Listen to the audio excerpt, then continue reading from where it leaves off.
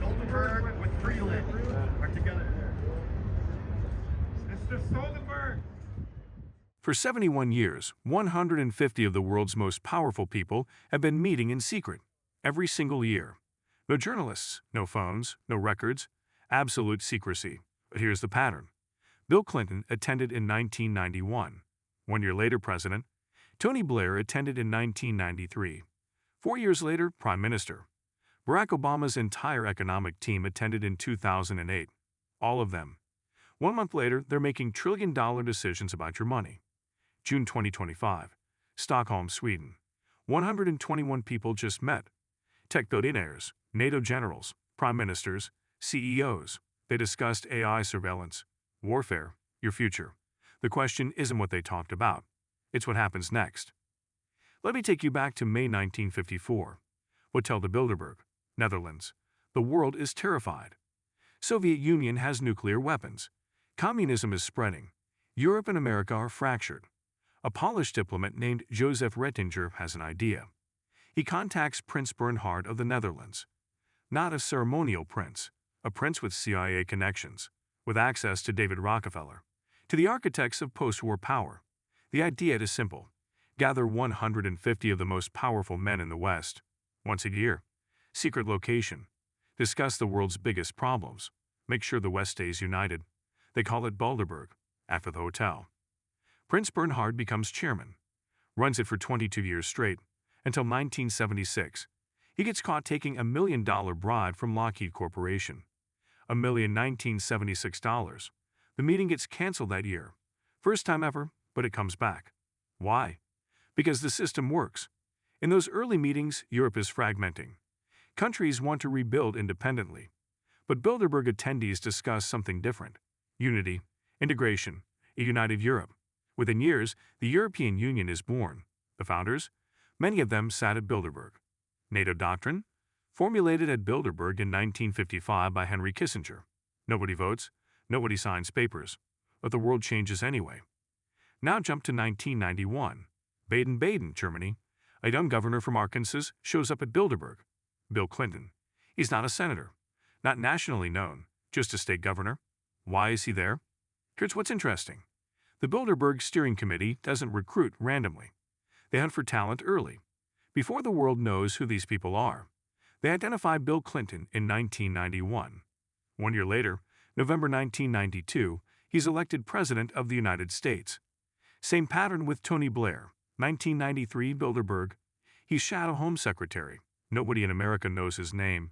1994, leader of Labour Party. 1997, Prime Minister of the United Kingdom. A former MI6 chief named John Sawers said it directly. People don't attend Bilderberg to get power. They attend to receive confirmation that they're going to get power. His words, not mine. Watch the pattern. Jens Stoltenberg attended Bilderberg before becoming NATO Secretary General. Peter Thiel, Bilderberg regular. Now his company Palantir supplies AI surveillance to governments and militaries worldwide. Mark Carney attended 5 times. Former Bank of England governor. Bilderberg Steering Committee member. You see it? These people don't climb the ladder. They're selected before they climb. But here's where it gets disturbing. June. Bilderberg meeting. Barack Obama's entire economic team shows up. Not one person. Not two. The entire team. Timothy Geithner, Larry Summers, Paul Volcker, Richard Holbrooke, Dennis Ross. All at Bilderberg in June 2008. 1 month later, they're in the Obama administration making trillion-dollar decisions about the financial crisis. The crisis that destroyed your savings, your home value, your job security. At the same meeting, Tom Daschle, Kathleen Sebelius.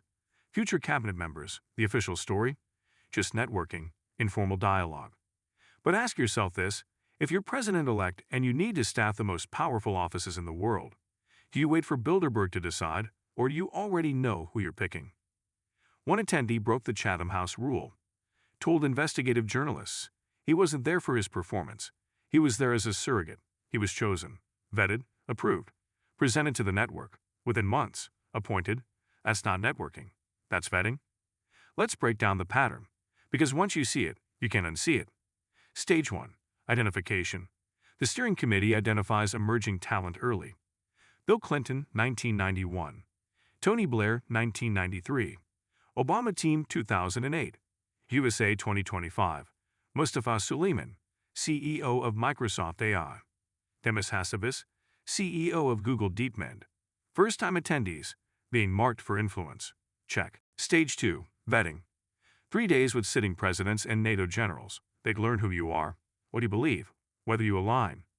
USA 2025. 121 attendees. 2/3 European. 1/3 North American. Learning where consensus stands. Check. Stage 3. Network integration. Personal relationships with other power brokers. Relationships that don't exist anywhere else. USA 2025. Billionaires, generals, prime ministers, CEOs. Same room, 72 hours. Bonds formed. Check. Stage 4. Consensus building.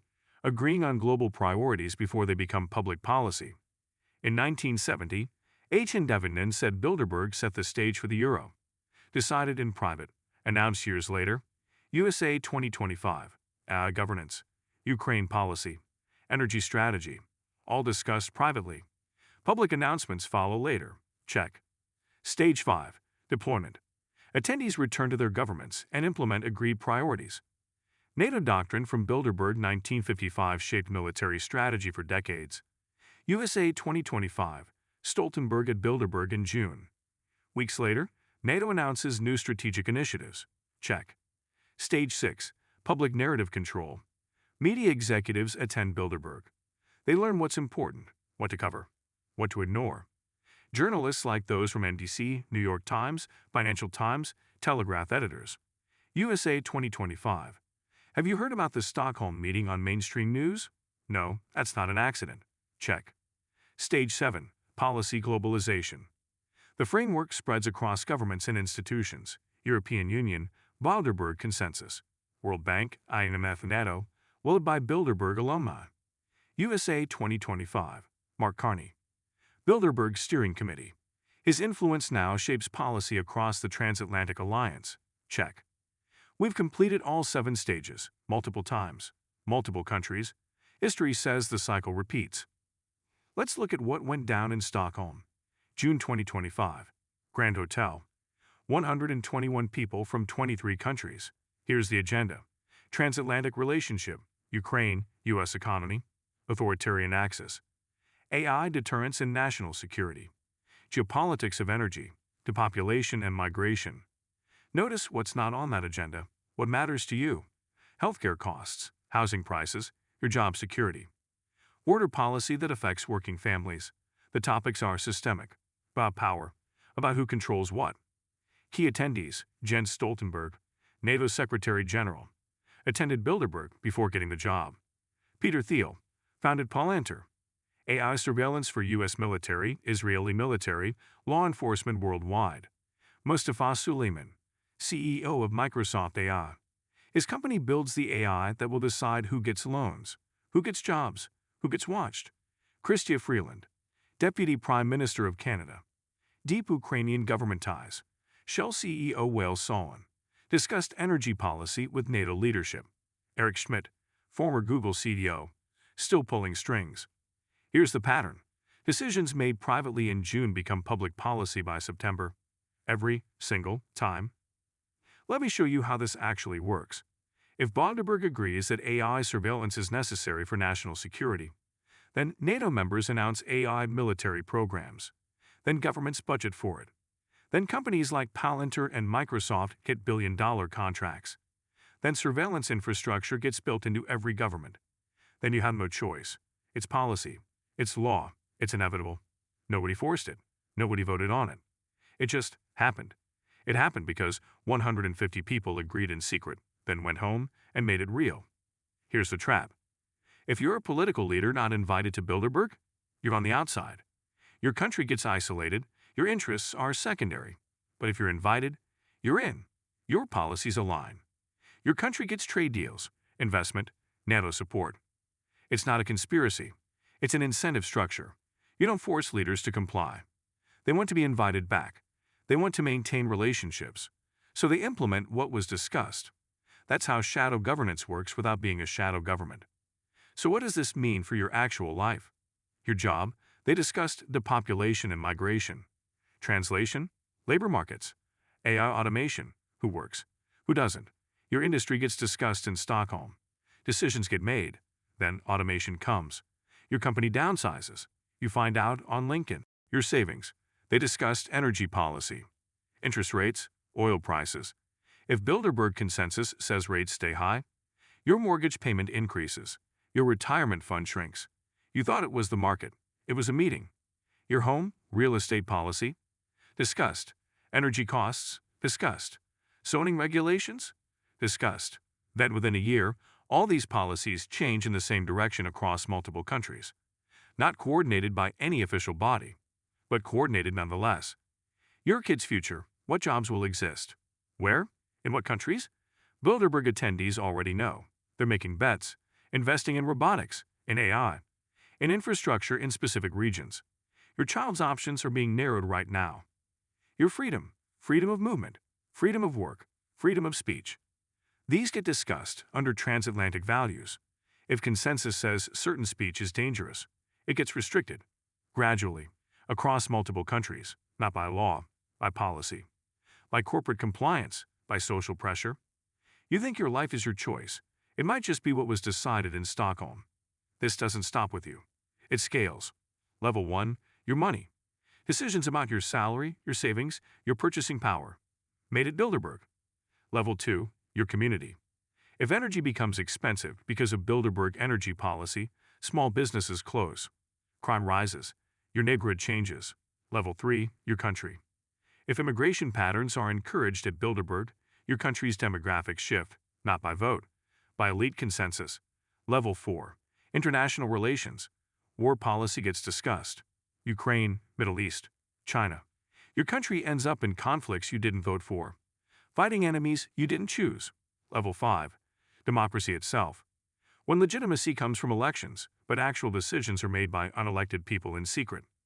That's not democracy. That's theater. And theater requires an audience that believes it's real. Historical parallel. Before the French Revolution, secret societies of nobles made decisions for the kingdom. The people didn't know. They thought change was random.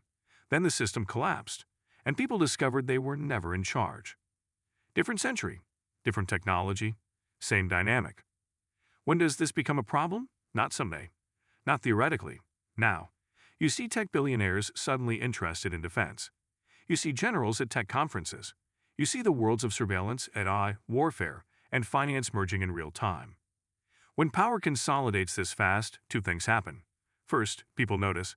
Resistance builds. Second, the system becomes fragile. It needs more control, more surveillance, more coordination, more secrecy. The more secret it becomes, the more people distrust it. The more people distrust it, the more the system must control the narrative. We're at that point, right now. How long does a system last when people stop believing it's legitimate? History shows that French Revolution took 5 years. Soviet collapse took 3 years. When legitimacy erodes, collapse comes faster than expected. Not decades, years, sometimes months. Could be Ukraine escalation, economic shock, political instability in a NATO country. Could be all three. Based on the pattern, based on the consolidation, based on the acceleration, we're close. 150 of the world's most powerful people meet every year. Secretly, for 71 years, they discuss the future, make agreements, go home and implement them. Most people never hear about it. Most people think change happens randomly. Markets crash, wars start, policies shift, all accidents. But what if it's not? What if the accident is what they want you to think? Here's what most people don't understand. The real power isn't at the meetings. The real power is what happens after. When people return to their governments, their corporations, their militaries, and they find that everyone else from Bilderberg is implementing the same thing. That's when you realize it's not a conspiracy, it's a system. And systems like this don't break from exposure. They break from being replaced. That's the conversation we need next. Not about what they're doing, but what happens when the system breaks. Subscribe, because when it does break, and history says it will, it moves fast. You'll want to understand what comes next.